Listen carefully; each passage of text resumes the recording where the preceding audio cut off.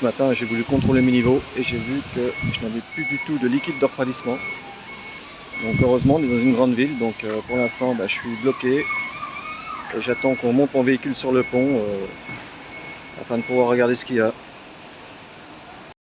Voilà, après 1 heure d'attente, là on va le monter sur la table d'opération et on va avoir le verdict. Mais je pense qu'on va rester bloqué là ce week-end. Bon, et bien après avoir fait le diagnostic, ils viennent de s'apercevoir qu'une grosse durite était fendue, avait éclaté. Donc ils sont partis chercher la pièce et bon, normalement ils nous ont dit que vers 15 h ça devrait être bon. Bon, la pièce est pas compliquée à trouver, ce qu'il y a c'est qu'il y a beaucoup plus de main d'œuvre que prévu, puisqu'en fait pour avoir accès à cette fameuse durite, il faut démonter une bonne partie on va dire du dessus du moteur, mais c'est pas très accessible. Mais bon, ça devrait le faire, donc on attend la douloureuse, comme on dit, et écoutez, le voyage continue, hein. Le voyage continue, puis c'est des choses qui arrivent, hein. Ça fait partie du voyage et de la vie en van, c'est comme ça. Mais bon, on s'en tire pas trop mal, on était juste à côté de ce garage, un petit peu comme chez nous, chez Speedy, voilà. On n'était pas trop loin, et heureusement que j'ai vu en faisant mes niveaux ce matin qu'il n'y avait plus d'eau dans le bocal, de liquide de refroidissement, ce qui m'a permis de m'apercevoir qu'il y avait un gros problème, et heureusement parce qu'on aurait pu tout simplement faire un joint de culasse, donc casser le moteur. Donc voilà, le voyage continue.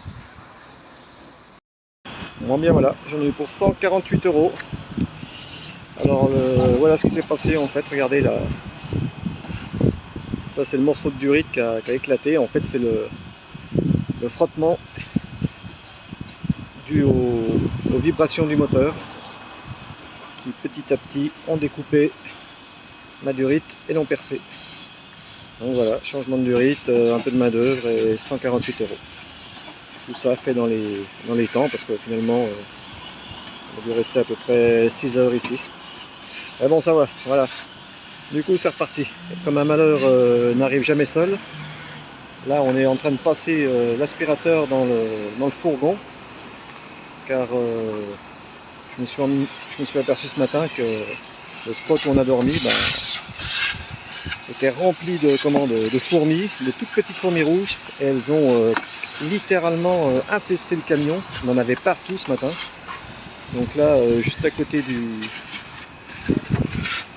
chez Rodi, Centre Auto, on a tout ce qu'il faut pour aspirer.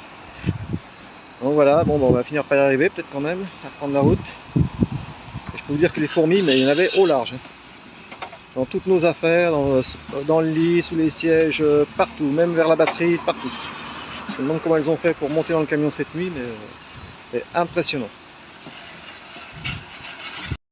Non mais du coup, vu la journée de ouf qu'on a passé aujourd'hui, Laurette m'a proposé de passer la nuit dans un camping.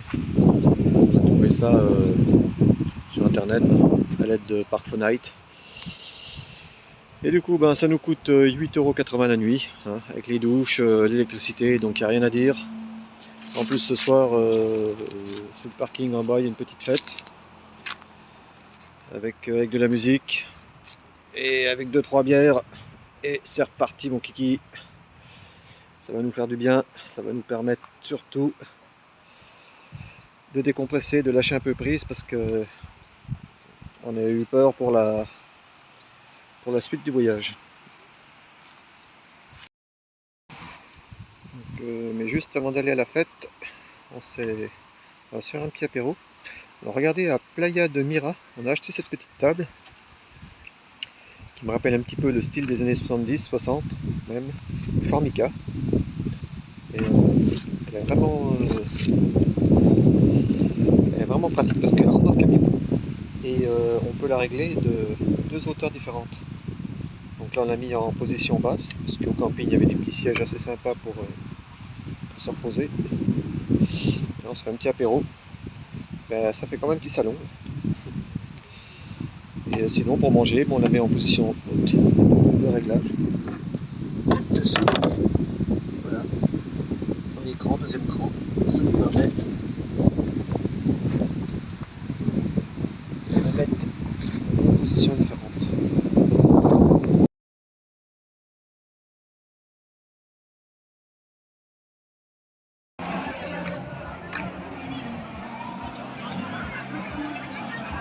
Comme prévu, ce soir nous avons une petite soirée qui est juste à côté du camping.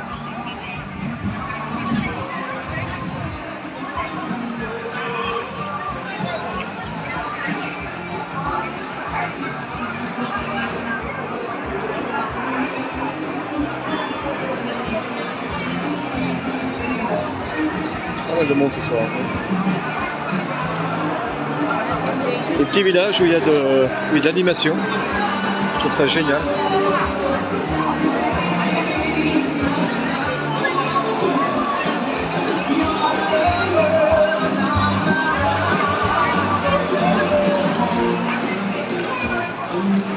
Des tireuses à bière.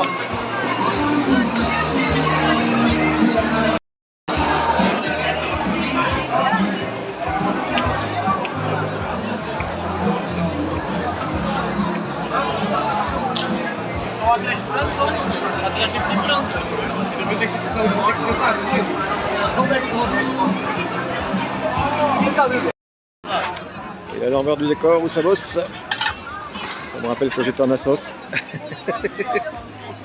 Super.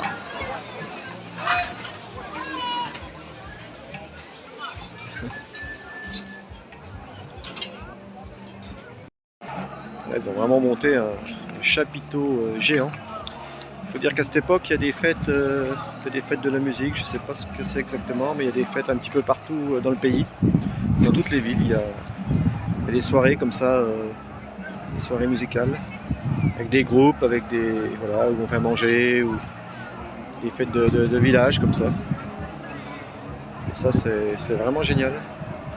Une bonne ambiance, très familiale. Quelques petites boutiques aussi. Le marché de nuit.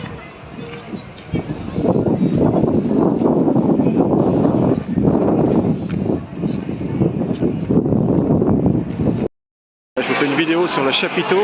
J'ai jamais vu un chapiteau aussi énorme. Alors je ne sais pas s'il le monte pour l'occasion ou s'il reste monté à l'année, mais c'est quelque chose de vraiment incroyable.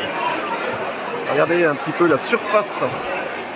La surface de la toile, c'est vraiment impressionnant. Là, vous avez la Seine. Et là, tout le tour, le chapiteau.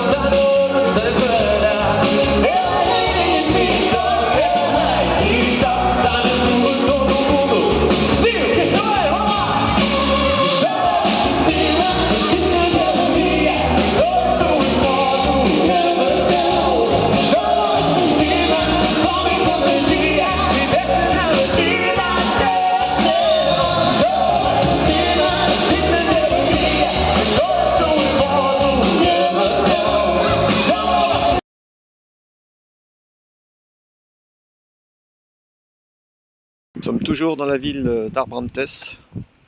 Nous avons décidé de passer une nuit supplémentaire au camping parce que ça nous permettra de visiter la ville. Et là-bas, tout au loin, nous voyons le chapiteau où nous avons passé une excellente soirée. C'était hier soir. C'est très sympa.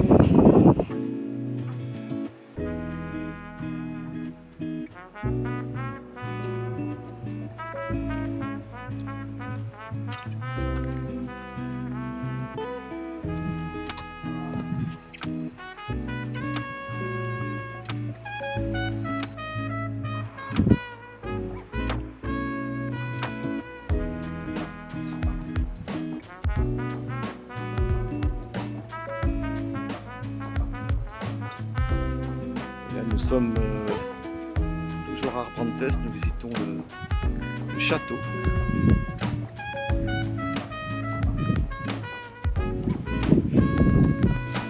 Alors ce qui est un petit peu bizarre, c'est que devant ils ont fait devant le château qui est quand même classé comme un monument historique, ils ont fait un skatepark. Pas bon.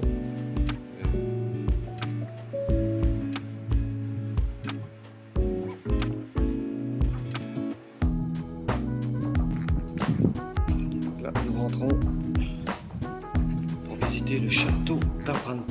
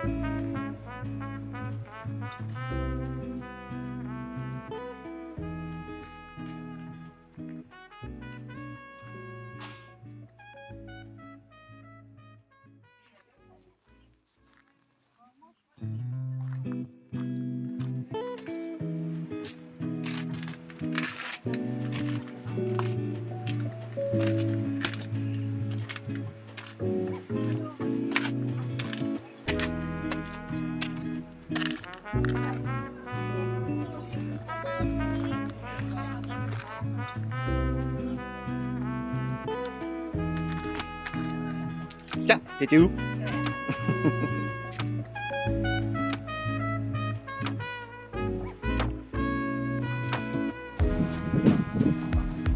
Alors c'est pas une soucoupe volante, c'est une table d'orientation.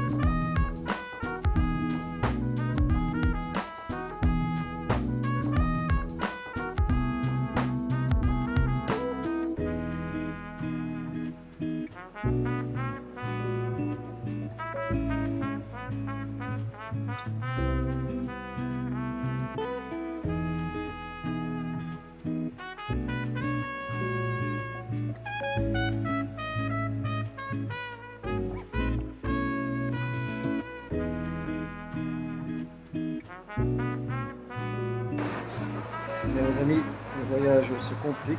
Nous sommes de nouveau en panne après avoir changé la durite qui m'a coûté 148 €. J'ai fait 100 km, nous sommes arrivés dans un camping. On voulait se poser encore quelques jours. Et je me suis aperçu que je perdais à nouveau du liquide de refroidissement. Donc cette fois-ci, demi-tour, rebelote, et nous sommes revenus où ils m'ont réparé pour la première fois, à Brantes, où ils m'ont dépanné. Et puis on a remis le véhicule sur le pont, car j'avais toujours une fuite, et cette fois-ci c'est la pompe à eau. Donc bon, bah, j'ai fait faire un devis, il est pour 240 €, plus les 148 de l'autre fois. Bon, bah, c'est comme ça. Donc ça nous ralentit un petit peu dans le voyage, mais on va tout faire pour continuer, même si ça entame le budget, mais bon, tant pis.